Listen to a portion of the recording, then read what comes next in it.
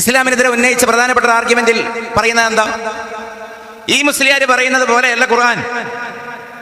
ഖുർആനിൽ ഫദ്രിബു ഫൗക്കൽ അനാഖ് എന്ന് പറയുന്നുണ്ട്. കണ്ടാലുടൻ പെരടിക്ക് വെട്ടുക എന്ന് പറയുന്നുണ്ടല്ലോ. സൂറത്തുൽ അൻഫാലുണ്ട്. ഉടൻ തന്നെ ആങ്കറാകെ പെർപ്ലക്സ്ഡ്. അങ്ങനെ ഉണ്ടോ? നിങ്ങൾ പറ, വിശദീകരിക്കണമല്ലോ. ഒരുപാട് വാട്സാപ്പുകളിൽ, ഒരുപാട് ഇടങ്ങളിൽ, ഒരുപാട് തവണകളിൽ പലരും ഷെയർ ചെയ്യുന്ന കാര്യം, കണ്ടാലുടൻ പെരടിക്ക് വെട്ടാൻ ഖുർആൻ പറയും. യുദ്ധഭൂമിയിലെ നിയമമാണ്, യുദ്ധം പ്രഖ്യാപിക്കപ്പെട്ടാലുള്ള നിയമമാണ്. കർഫ്യൂ പ്രഖ്യാപിക്കപ്പെട്ടാൽ കണ്ടാലുടൻ പടി ഇവിടെയില്ലേ? യുദ്ധഭൂമിയിൽ തലോടലിന്റെ മസാജിങ് കഥ പറയണ്ടല്ലോ. വെട്ടാനാണ് പറയുന്നത് പെരടിക്ക്. വാസ്തവത്തിൽ ഇസ്ലാമിൽ ഞാൻ വലിയ ആലിമേ അല്ല, ഞാൻ വിനയം പറയുകയുമേ അല്ല, എനിക്ക് എൻ്റെ യാഥാർത്ഥ്യം അറിയാം. പക്ഷെ ഈ ജാഹിലായ എന്നോട് വിശുദ്ധ ഖുർആനിൽ ഏറ്റവും കാരുണ്യത്തിന്റെ ആയത്ത് ഏതാണെന്ന് ചോദിച്ചാൽ നിസ്സംശയം ഇന്നത്തെ ഇൽമ വെച്ച് ഞാൻ പറയും ഫദ്രിബു ഫൗക്കൽ അനാഖ്. പെരടിക്ക് വെട്ടുക എന്നുള്ളതാണ് ഖുർആനിൽ ഏറ്റവും കാരുണ്യത്തിന്റെ ആയത്ത്. എന്തുകൊണ്ടാണെന്നറിയോ? നിങ്ങൾ പെരടിക്ക് വെട്ടുക എന്നുള്ളതിന്റെ താല്പര്യം അങ്ങനെയല്ലാതെ കൊല്ലുന്ന സംസ്കാരമുള്ള കാലത്തുള്ള വർത്തമാനമായിരുന്നു എന്നുള്ളതാണ്. ആ കാലഘട്ടത്തിൽ ഇവിടെയും ആൾക്കാരുണ്ടല്ലോ, കേരളത്തിൽ. കേരളം ഇല്ലെങ്കിൽ ഇവിടെ മനുഷ്യന്മാരുണ്ടല്ലോ. ഇവിടെ നിങ്ങൾ ഈ തൃശ്ശൂർ ഭാഗം ചേരമാൻ പെരുമാളിന്റെ മൊത്തം ഈ കേരളത്തിന്റെ മണ്ണ് ചാളക്യ ഡൈനാസി പുലകേശൻ രണ്ടാമനായിരുന്ന രാജാവ് ചരിത്രം ഉണ്ടെന്നു. അന്ന് ഇന്ത്യയില്ല, ഈ മണ്ണ് ഭരിച്ചത് ഹർഷവർദ്ധൻ. ഗുപ്ത മൗര്യ സാമ്രാജ്യത്തിന്റെ ഡൈനാസ്റ്റീസിന്റെ ആ ട്രാൻസ്മിഷൻ കാലമാണ്. അന്ന് ഭൂമിയിലാകെ 12 കോടി മനുഷ്യർ. ഫിലിപ്പ് കഹിറ്റി പറയുന്നു. അമേരിക്കയിൽ മായന്മാർ, യൂറോപ്പിൽ പാകന്മാർ, ചൈനയൊക്കെ അന്ന് ഏറ്റവും വലിയ ബിംബാരാധനയുടെ നാടാണ്. അവിടെയൊക്കെ ഉണ്ടായിരുന്ന യുദ്ധഭൂമിയിലെ ശിക്ഷ എന്താ? ഇന്ത്യയിൽ മനുസ്മൃതി. ചില ശിക്ഷകൾ ഞാൻ പറയാം. ഒന്ന് തഴക്കീസ്, മറ്റൊന്ന് തസ്ലീബ്, ഗില്യൂട്ടിംഗ് ഇൻ ഓപ്പോസിറ്റ് ഡയറക്ഷൻ. മറ്റൊന്ന് തസ്ലീഹ്, തൊലിയുരിയൽ. ഈ കോഴീനെ കറക്കുന്ന ആൾക്കാരെ അതൊരു കലയാണല്ലോ. കാലിന്റെ അവിടെ ഒരു വെട്ടുവെട്ടി വലിക്കലാന്നല്ലോ, മൊത്തം തോല് പൊളിഞ്ഞു പോരാൻ. അതേപോലെ ജീവനോടെ മനുഷ്യനെ എടുത്തിട്ട് നഖങ്ങളുടെ അവിടെ ചെറിയ ചെറിയ കട്ട് കട്ട് കട്ട് കട്ട് എന്നിട്ട് വിദഗ്ധരായ മുസല്ലിഹീങ്ങൾ, തൊലിയുരിയൽ കലാകാരന്മാർ പിടിച്ചു വലിക്കുന്നുണ്ട്. ഇഞ്ചിഞ്ചായി എന്ന് പറയാൻ പറ്റുമോ? രോമത്തിന് രോമം വെച്ച്, രോമാരോമം വെച്ച് കൊല്ലുകയാണ്, പടച്ചു മരിക്കുകയാണ്. വേറൊരു ശിക്ഷ എന്താ? ഇതൊക്കെ രേഖയാണ് ചരിത്രത്തിലെ. എണ്ണയിലിട്ട് പൊരിക്കുക. അൽഫാമും ഷബായയും മനുഷ്യന്റെ ഉടൽ കൊണ്ടുണ്ടാക്കൽ ശിക്ഷയായി നടന്ന കാലമായിരുന്നു ആ കാലം. വേറെ ശിക്ഷ എന്താ? ജീവനോടെ കുരിശുമ തറക്കുക. റോമിലൊക്കെ അതായിരുന്ന ശിക്ഷ. ഈജിപ്തിലേതായിരുന്ന ശിക്ഷ ജീവനോടെ കുരിശുമൽ തറക്കുക, തസ്ലീബ് ചെയ്യുക. മറ്റൊന്ന് മുസ്ലത്ത്, ചിത്രവധം എന്ന് പറയും. എവിടെ നിന്നാണോ കിട്ടുന്നത് അവിടെ നിന്ന് വെട്ടുക. ചിലപ്പോൾ കണ്ണ് വെട്ടും, കാത് വെട്ടും, കൈ വെട്ടും, കാല് വെട്ടും, പള്ളക്ക് വെട്ടും, എവിടെയും വെട്ടും. ഒരു നിയമമില്ല. അല്ല വിപരീത ദിശയിൽ നിന്ന് വെട്ടുക. ഇടത്തെ കാല് വലത്തെ കൈ, അല്ല വലത്തെ കാല് ഇടത്തെ കൈ, വലത് കണ്ണ് ഇടത് കാത്, ഓപ്പോസിറ്റ് ഡയറക്ഷൻ. യുദ്ധഭൂമിയിൽ പിടിക്കപ്പെടുന്ന പ്രതിയെ കലാപരമായും കൊല്ലുന്നൊരു കാലത്ത് ഖുർആൻ പറഞ്ഞു, ഇങ്ങനെയൊക്കെ നിയമമൊത്താൽ മാത്രമേ പ്രതിരോധത്തിന് വേണ്ടി. ചിലർ പറയും ഫതുഹുൽ മുഈനിൽ ജിഹാദിന് പറയുന്നില്ലേ, സൈനിക പരേഡ് നടത്തണം എന്നാണ് പറയുന്നത്. റിപ്പബ്ലിക് ഡേയിൽ നമ്മൾ നടത്തുമല്ലോ സൈനിക പരേഡ്, ശക്തി കാണിക്കാൻ. ആവശ്യം വന്നാൽ ഈ മെസ്സേജ് കൈമാറുകയാണ്. നിങ്ങൾ യുദ്ധഭൂമിയിൽ പ്രതിയോഗിയെ കൊല ചെയ്യേണ്ടി വന്നാലും നിങ്ങൾ തൊലിയുരിഞ്ഞു കൊല്ലരുത്, കുരിശിൽ തറച്ച് കൊല്ലരുത്, എണ്ണയിലിട്ട് മുക്കി പൊരിച്ച് കൊല്ലരുത്. ഒറ്റ വെട്ടിന് കാര്യം സാധിക്കുന്ന വിധം പരമാവധി വേദന കുറച്ചുകൊണ്ട് കൊല്ലണം. അതാണ് ഫദ്രിബു ഫൗക്കൽ അനാഖ്. ഞാൻ വെറുതെ പറയുകയാണോ? അത് കാഠിന്യത്തിന്റെ ആയത്തല്ലല്ലോ, അത് കാരുണ്യത്തിന്റെ ആയത്തല്ലേ. അതുകൊണ്ടാണ് ഞാൻ പറഞ്ഞത്, ഖുർആനിലെ റഹ്മാനും റഹീമുമായ അള്ളാഹുവിന്റെ റഹ്മത്തിന്റെ പരിച്ഛേദം പ്രഖ്യാപിക്കപ്പെട്ട വചനമേതെന്ന് ചോദിച്ചാൽ അതിൽപ്പെട്ട ഒരു വാചകമാണ് പെരടിക്ക് വെട്ടിയെ കൊല്ലാവൂ എന്ന്.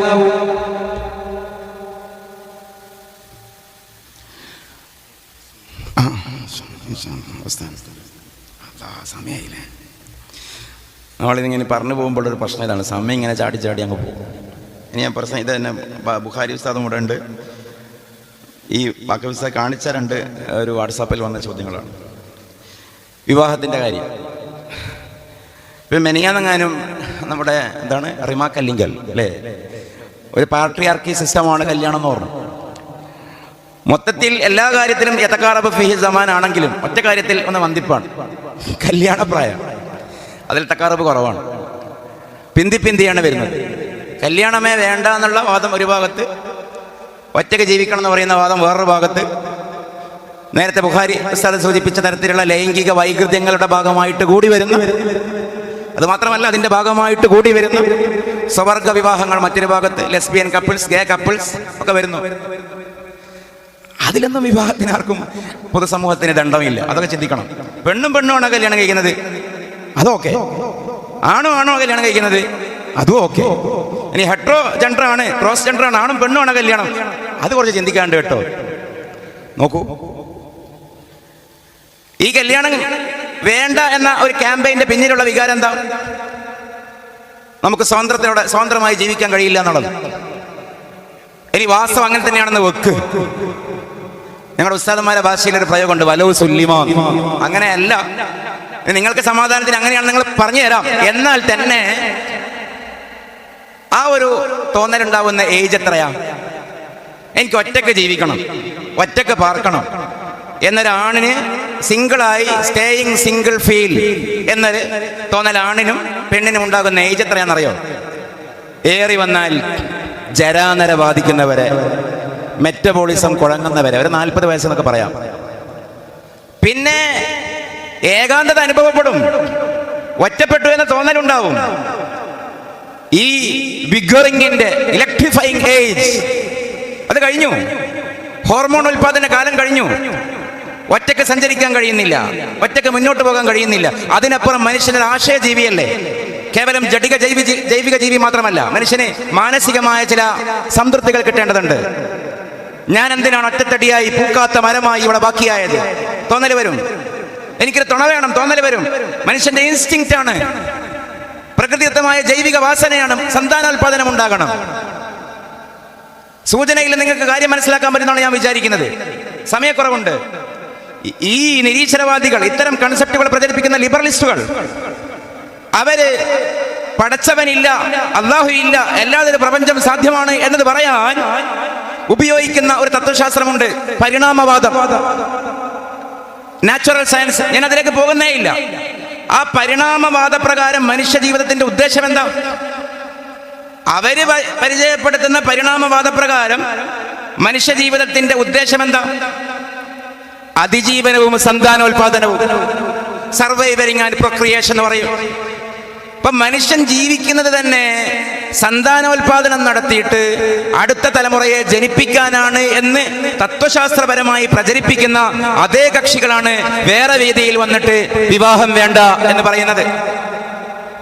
ആ വിവാഹം വേണ്ടെന്ന് വെക്കുന്ന കൾച്ചർ, അത് ഏത് നടി പറഞ്ഞാലും സെലിബ്രിറ്റി പറഞ്ഞാലും അതൊരു വ്യക്തിയുടെ തോന്നൽ മാത്രമാണ്. ഒരു ഏജ് ലിമിറ്റ് കഴിഞ്ഞാൽ തിരിച്ചു പറയും. മറ്റൊന്ന്, വിവാഹം വേണ്ട, പക്ഷെ എന്ത് വേണം? ലൈംഗികത വേണം. അതല്ലേ ഈ പറയുന്നത്? ലൈംഗികത വേണ്ടെന്ന് ആരും പറയുന്നില്ലല്ലോ. പിന്നെ എന്താ വേണ്ടാത്തത്? രേഖയിൽ ഒപ്പിടാൻ പാടില്ല. രേഖയിൽ ഒപ്പിടുമ്പോഴേക്ക് പ്രശ്നമാണ്.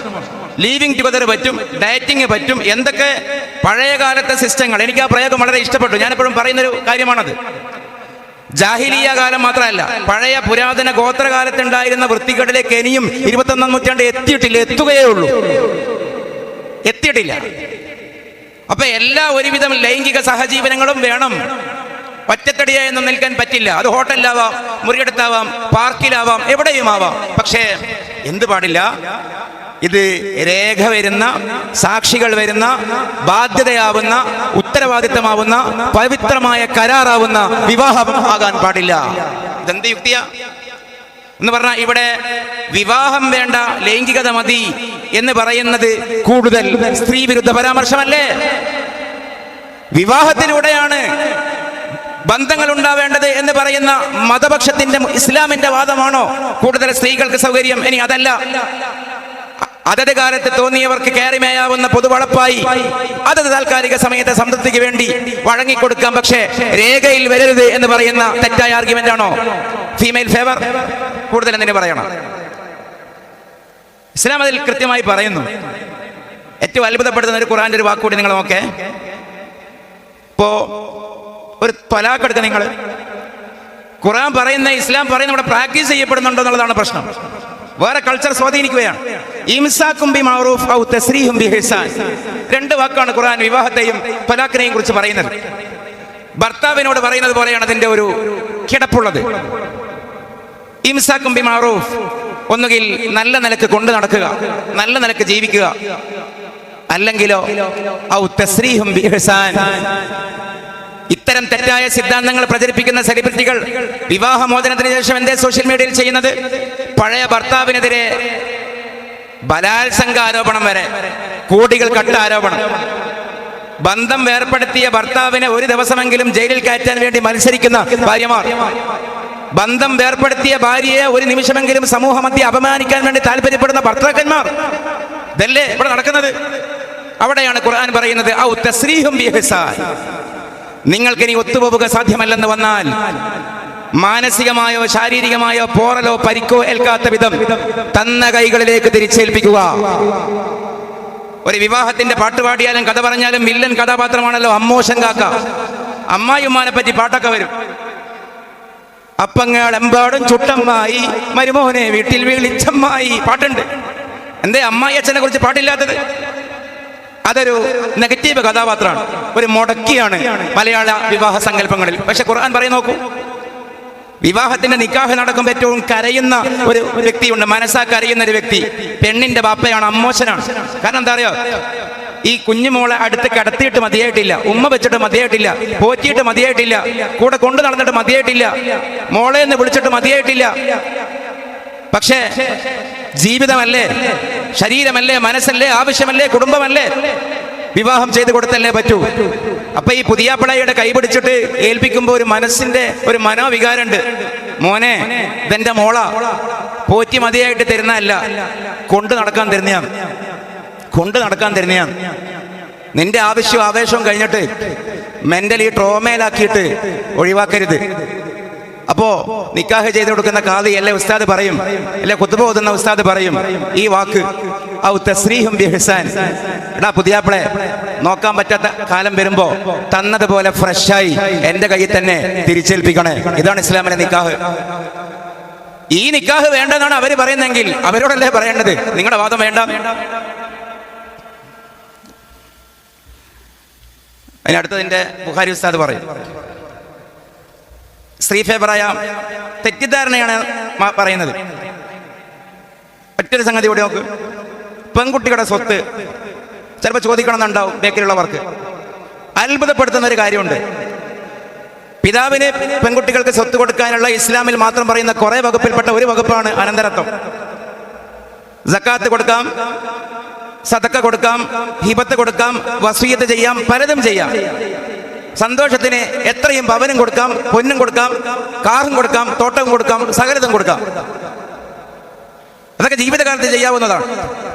ഇനി അനന്തരത്വത്തിലേക്ക് വന്നാൽ അത്ഭുതപ്പെടുത്തുന്ന ഒരു കാര്യമുണ്ട്. ഇസ്ലാമിന്റെ പൊതുവായ നിയമം പെണ്ണിന് പുരുഷന്റെ പകുതിയേ ഉള്ളൂ എന്നുള്ളതാണ്. അത് പുരുഷൻ സമ്പത്തും കൊണ്ടുപോകാനല്ല. ഇസ്ലാമിൽ ഖിവാമ ആണിനാണ്. ഒരു ഭാര്യയും ഭർത്താവ്, രണ്ട് മക്കളും. മക്കൾക്ക് പനിച്ചു, ഭാര്യന്റെ അക്കൗണ്ടിൽ 10 ലക്ഷം രൂപയുണ്ട്, ഭർത്താവിന്റെ അക്കൗണ്ടിൽ ഗൾഫിൽ നിന്ന് ക്യാൻസലായി വന്നാണ്, 0 ബാലൻസ് ആണ്. എങ്കിലും ഇസ്ലാമിന്റെ ചോദ്യം ഈ ബാപ്പയോടാണ്, എന്ത് ആശുപത്രിയിൽ കൊണ്ടുപോയില്ല എന്നുള്ളത്. ഭാര്യന്റെ 10 ലക്ഷം തരാം, തരാതിരിക്കാം, ഉപയോഗിക്കാം, ഉപയോഗിക്കാതിരിക്കാം, നിയമമില്ല. പൈപ്പിലെ വെള്ളം തീർന്നു, കിണറ്റിൽ വെള്ളമില്ല, മീൻ അവസരമാണ്, കുടിവെള്ളമില്ല. ഭാര്യയുടെ കയ്യിൽ പൈസയുണ്ട്, ഭർത്താവിന്റെ കയ്യിൽ 5 പൈസയില്ല. ഇസ്ലാമിന്റെ ചോദ്യം, എടാ കെട്ടിയ ഭർത്താവേ, പിതാവേ, മക്കൾക്ക് വെള്ളം കൊടുക്ക്, ഭാര്യയ്ക്ക് വെള്ളം കൊടുക്കുന്നതാണ്. അതിനാണ് അറബിയിൽ ഖിവാമ എന്ന് പറയുന്നത്. That is a responsibility, not a privilege.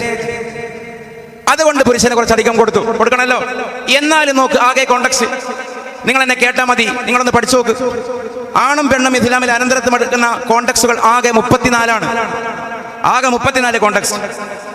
ആങ്ങള, പെങ്ങള്, മകന്, മകള്, ഭാര്യ, ഭർത്താവ്, ഉപ്പ, ഉമ്മ, വല്യുപ്പ, വല്യമ്മ, സഹോദരൻ, സഹോദരി, എല്ലാ ബന്ധങ്ങളും ചേർത്തിയാൽ 34 കോണ്ടക്സ്റ്റ്.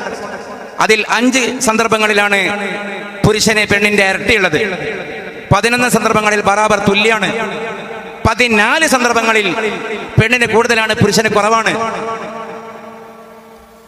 25, 5, 30ആയി. 4 സന്ദർഭങ്ങളിൽ പെണ്ണിനെ ഉള്ളൂ, ആണിനില്ല. ഒന്നുകൂടി പറയാം. 5 സന്ദർഭങ്ങളിൽ ആണിന് ഇരട്ടി, പെണ്ണിന് പകുതി. 11 ഇടങ്ങളിൽ ബറാബർ തുല്യം. 14 ഇടങ്ങളിൽ പെണ്ണിന് കൂടുതൽ, ആണിന് കുറവ്. 4 ഇടങ്ങളിൽ ആണിനില്ല, പെണ്ണിനെ ഉള്ളൂ. പക്ഷെ അത് സ്പെഷ്യൽ കേസുകളാണ്. ജനറലി ഒരു പൊതുതത്വം എന്താണ്? പെണ്ണിന് ആണിന്റെ പകുതിയെ വേണ്ടൂ എന്നുള്ളതാണ്. പെണ്ണിന് ആണിന്റെ പകുതിയെ കിട്ടൂന്നല്ല. ഇസ്ലാമിക് ഫാമിലി സിസ്റ്റം ആണെങ്കിൽ പെണ്ണിന് ആണിന്റെ പകുതിയെ വേണ്ടൂ എന്നാണ് പറയുന്നത്.